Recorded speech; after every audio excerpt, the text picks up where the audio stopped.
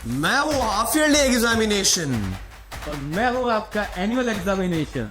मेरे एग्जाम्स तो कंप्लीट हो गए हैं और इस एग्जाम्स में बच्चों ने काफी मेहनत की थी और कुछ कमियां भी रही है और कुछ बच्चों के एग्जाम्स अच्छे हुए हैं, लेकिन कुछ बच्चों ने बहुत मुश्किलों का सामना किया है क्योंकि बच्चों ने बहुत टाइम वेस्ट किया है काफी अलग अलग चीजों में। तो आज मैं तो थोड़ा दुखी हूँ कुछ बच्चों के लिए और कुछ बच्चों के लिए खुश भी हूँ। तुम बताओ भाई। लेकिन मैं अभी बाकी बच्चों आपका ध्यान रखना, ठीक है? और जो मिस्टेक्स आपने इसके टाइम पे की है वो मेरे टाइम पे आपको नहीं दोहरानी है, और उसके लिए आपको क्या क्या करना है वो अपन डिस्कस करने वाले इस वीडियो के अंदर। चलिए तो बच्चों शुरू करते हैं। आज का हमारा ये वीडियो बहुत इंपॉर्टेंट होने वाला है, आप सब जरूर देखिए। हाफ ईयरली में आपने अच्छा नहीं किया है या अच्छा किया है, दोनों बच्चे हो सकते हैं। चलिए शुरू करते हैं। क्या क्या गलतियां की होगी आपने। चलिए बच्चों, mistakes you have done in half yearly examination, लेकिन एनुअल में ये मिस्टेक्स आपको रिपीट नहीं करनी है। हाँ, मतलब इस एग्जामिनेशन में नहीं करनी है। क्या मिस्टेक की है आइए देखिए बच्चों।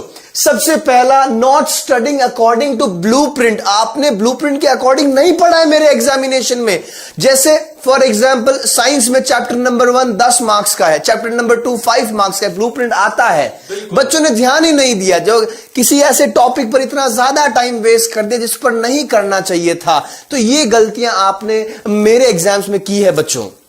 लेकिन यही गलतियां मेरे टाइम पे आपको नहीं करनी चाहिए। क्यों? क्योंकि पहले से ब्लूप्रिंट आपके पास अवेलेबल रहता है, इसमें सब कुछ मेंशन रहता है कि कौन से चैप्टर कितने मार्क्स का है। अगर आपको लगता है कि कोई चैप्टर आपको टफ लग रहा है, इसमें टाइम आपका ज्यादा कंज्यूम हो रहा है, तो उसको फिलहाल कुछ टाइम के लिए स्किप कर दीजिए। और जो इजी चैप्टर्स है उनको बहुत अच्छे से कर लीजिए। जब आपको लगे कि बहुत बढ़िया से हो गया है, तब आप लास्ट में उस चैप्टर की तरफ जाइए और जिन चैप्टर के मार्क्स ज्यादा है, वेटेज ज्यादा है, उन पे आपको अच्छे से फोकस करना है। ऐसा नहीं कि जो इजी चैप्टर है लेकिन वेटेज कम है उसके पीछे पड़े रहो, उसका वेटेज ज्यादा उसको आप छोड़ ही दो। तो ऐसा मिस्टेक मेरे टाइम पे नहीं होना चाहिए। अच्छा, बिल्कुल, कोई बात नहीं। अब बच्चों दूसरी गलती तुमने ये की है, तुमने रेगुलर स्टडीज नहीं की है। शुरुआत से हाफ ईयरली तक आप नहीं रेगुलरली पढ़े, वो तो ठीक है, भला हो। हमने लास्ट मोमेंट पर मैराथन क्लासेस लगा ली और आपने वो मैराथन क्लासेस ली है और काफी बच्चों को हेल्प भी मिला है। लेकिन बच्चों, इस रेगुलर स्टडीज नहीं करने की वजह से आप बच्चों के एग्जाम्स बहुत खराब हुए हैं, कुछ बच्चों के, हाँ, और कुछ के बहुत अच्छे भी गए हैं। लेकिन ध्यान रखना, मैं लास्ट और फाइनल मौका हूं आपके लिए। एनुअल एग्जाम मेरे बाद, इनके बाद में तो मैं आ गया हूँ, लेकिन मेरे बाद में कोई नहीं आने वाला। वापस मैं आऊंगा अगले साल। वो अगले साल आएंगे, उसके बाद फिर मैं भी आऊंगा। बट अभी इस साल के लिए लास्ट में मैं ही बचा हूँ आपके लिए। तो आपको कंटिन्यू रेगुलर स्टडीज करनी है। ऐसे नहीं कि हाफ ईयरली एग्जाम हो गया तो अब ड्यूरेशन तक आप कुछ भी नहीं पढ़ रहे हो टिल एनुअल एग्जाम। अभी से आपको कंटिन्यू एग्जामिनेशन के टाइम तक आपको कंटिन्यू पढ़ते रहना है और पर्टिकुलर टाइम मैनेजमेंट के साथ में पढ़ना है आपको। Very nice. अब सर, बच्चों की बहुत बड़ी गलतियां होती है एग्जाम हॉल के अंदर। बिल्कुल सर। बच्चे एग्जाम हॉल में जाने के बाद में जब पेपर लिखते हैं उस टाइम उन्होंने बहुत गलतियां की, जिससे कि मैं बहुत गुस्सा हूं।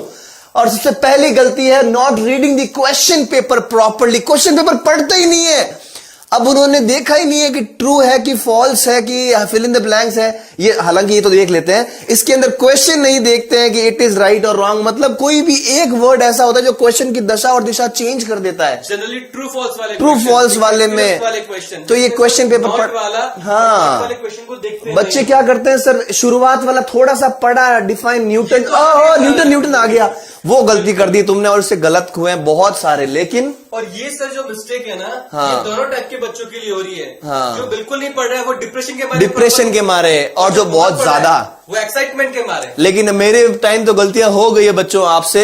ये मेरे टाइम पे नहीं होनी चाहिए, ध्यान रखना। गुस्सा करके बोलो। बिल्कुल, ये मेरे टाइम पे नहीं होनी चाहिए, मैं पहले ही बोल देता हूँ आपको। हाँ, क्योंकि जब भी आपके पास में क्वेश्चन पेपर आएगा तो उस टाइम पे आपको पूरा पेपर पढ़ना है, क्वेश्चन पेपर को प्रॉपरली रीड करना है। पर क्वेश्चन को आराम से देखना है, उसमें क्या पूछा गया है, क्या डेटा गिवन है, उसके अकॉर्डिंग उसको एनालिसिस करके फिर सॉल्व करना है। कूद के नहीं जाना है, ध्यान रखना। Time management. बच्चे सर मेरे एग्जाम्स में मैथ्स का जैसे पेपर आया तो एक क्वेश्चन में उन्होंने 20 मिनट लगा लिए, बिल्कुल। दूसरे क्वेश्चन में 30 मिनट लगा लिए। अब लास्ट में देखा कि 4-5 क्वेश्चन मेरे बच गए, फिर वो रोता है नहीं सर 5 मिनट दो, 5 मिनट दो। टाइम ही मैनेज नहीं कर पाते हैं। ये बहुत बड़ी गलती करते हो बेटा, टाइम को मैनेज करना सीखो, कितने क्वेश्चंस आएंगे और कितना मिनट देना है। हालांकि मेरे एग्जाम्स में गलती कर दी, मैं माफ कर रहा हूं, लेकिन मैं नहीं करने वाला, ध्यान रखना, ठीक है? क्योंकि अगर मेरे टाइम पे आपने मिस्टेक कर दी तो ये आपके रिजल्ट में इफेक्ट आने वाला है। बिल्कुल। अगर मैं टाइम मैनेजमेंट की बात करूं तो आप ड्यूरिंग द एग्जाम और before the exam time management दोनों टाइप का आपका होना चाहिए। हाँ। पहले भी आपका टाइम मैनेजमेंट होना चाहिए कि पर्टिकुलर सब्जेक्ट को कितना टाइम देना है। जनरली जो सब्जेक्ट आपको अच्छे से आ रहा है आप उसी के पीछे लगे पड़े हो। लाइक अगर आपको हिंदी आ रहा है तो आप हिंदी पढ़ते जा रहे हो, ऐसा नहीं होना चाहिए। वीक डेज के अकॉर्डिंग जो आपकी वीक डेज है उसके अकॉर्डिंग उस टाइम मैनेजमेंट के अकॉर्डिंग उसको आप डिवाइड कीजिए। मंडे को ये पढ़ना है, ट्यूसडे को ये पढ़ना है, कितने आवर्स कौन सा सब्जेक्ट पढ़ना है। और ड्यूरिंग द एग्जाम जब भी आपके पास में क्वेश्चन पेपर आता है तो पहले से आप डिसाइड कर लीजिए कि सेगमेंट ए जो आपका जो सेक्शन ए है इसको मैं इतना टाइम दूंगा, सेक्शन बी को इतना टाइम दूंगा, क्योंकि लास्ट में आपके पास में लॉन्ग आंसर्स वाले क्वेश्चंस आते हैं, वहां फिर आपका टाइम नहीं बच पाता है और फिर वो प्रॉपरली पूरा पेपर अटेम्प्ट नहीं होता है और बच्चे क्या बोलते हैं सर टाइम कम मिला, वो नहीं होना चाहिए। और पेरेंट्स को भी यही बोलते हैं मम्मी क्या करूं टाइम नहीं मिला। टाइम नहीं मिला। लेकिन बच्चों रिजल्ट तो आपका ही खराब होगा उसमें। और टाइम मैनेजमेंट सही मैनेज करने के लिए टाइम टेबल जरूर बनाएं। चलिए इसके बाद में एक गलती बच्चे करते हैं, इम्प्रॉपर हैंड राइटिंग। मैंने देखे हैं बच्चों की आंसर शीट्स, शुरुआत तो अच्छे से करता है, 1-2 क्वेश्चन 3 क्वेश्चन 4 क्वेश्चन, लास्ट में आता ये भी देखा है कई बार। हाँ। बच्चे भी बहुत होशियार होते हैं। हाँ। जो क्वेश्चन को नहीं आता है ना वो जान करके गलत करते हैं गंदी राइटिंग में, ताकि टीचर सोचे कि ये बच्चे ने सही लिखा होगा, मुझे पढ़ने में नहीं आ रहा है, डॉक्टर वाली राइटिंग लिख देते हैं। लेकिन नहीं बेटा टीचर हम है, हमें पता है, हमको ऐसी राइटिंग दिखती है तो हम यूं करते हैं, सीधा काट देते हैं उसको, 0 मार्क्स मिल जाते हैं आपको। इसलिए राइटिंग अच्छी होनी चाहिए, पेपर बिल्कुल साफ सुथरा होना चाहिए एनुअल एग्जाम में। हाँ मेरे टाइम पे गलती आपको इधर हो गई है। ध्यान रखना, जब भी आप पेपर को अटेम्प्ट कर दो बिल्कुल नीट और क्लीन हैंड राइटिंग और सीक्वेंस, चाहे कोशिश करो सीक्वेंस से लिखो, पहला क्वेश्चन दूसरा क्वेश्चन।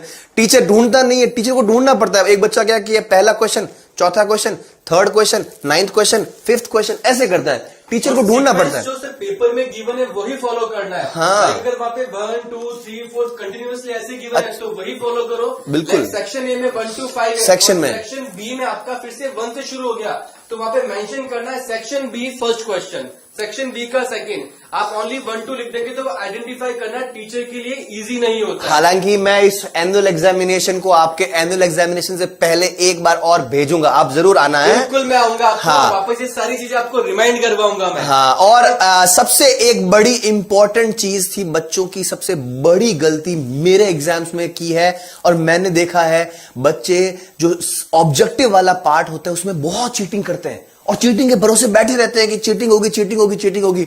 मैं सारे बच्चों का नहीं कह रहा हूं, बहुत सारे बच्चे, काफी बच्चे ऐसा करते हैं। तो बच्चों चीटिंग के भरोसे आप नहीं रहोगे, अपने बलबूते पर करने की कोशिश करोगे, अपने आप करोगे। एक मूवी देखिए 12th फेल, उसमें बोलते हैं ना कि चीटिंग छोड़ देना बहुत अच्छा होगा। तो चीटिंग का बिल्कुल चीटिंग नहीं करना, सोचना भी नहीं उसके लिए, एनुअल एग्जामिनेशन के लिए। फिर ऐसे नहीं करना, ये वाला हाँ। अब सर मेरा एग्जाम तो कैसे भी करके बच्चे ने खराब कर दिया है, लेकिन आपका एग्जाम खराब नहीं हो इसके लिए क्या करोगे बताओ आप बच्चों के लिए। बिल्कुल, तो बच्चों ये सारे पॉइंट जो हमने अभी डिस्कस किए हैं ये आपको अपने माइंड में रखने हैं और इन सारे पॉइंट्स के अकॉर्डिंग आपको अपनी स्टडी को रेगुलर रखना है। अच्छा, मेरे एग्जाम में हमने बच्चों को बहुत अच्छी मैराथन क्लासेस दी। बच्चों अच्छी लगी हो तो प्लीज जरूर कमेंट करके बताना कि हाँ सर अच्छी लगी है, मुझे मैराथन में ये अच्छा लगा है, या फिर आपने वो नहीं दी, वो कमेंट जरूर करके बताना। क्या तुम पीछे नहीं रहने वाला सर, मैं भी अपने टाइम पे मैराथन देने वाला हूँ।